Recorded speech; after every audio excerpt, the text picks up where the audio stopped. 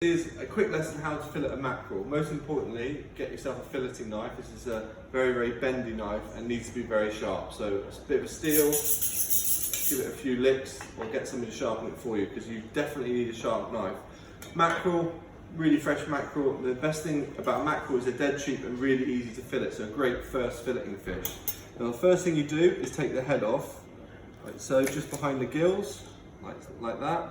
And then you've just left with that part of the mackerel. And then it's as simple using the bend of the knife down the middle of the fish in one smooth action, like so. There's one fillet, and then just repeat on the other side. You find the backbone, which is there, put the knife on top, and then all the way down, like that. There you have your 2 mackerel fillets.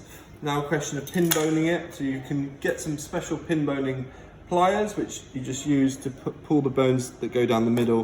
The real easy way to do it is to just use your knife and just nick them out like that with a little V cut. So, tidy up the fillet, and there you have it. 1 mackerel fillet, good to go. Dead easy.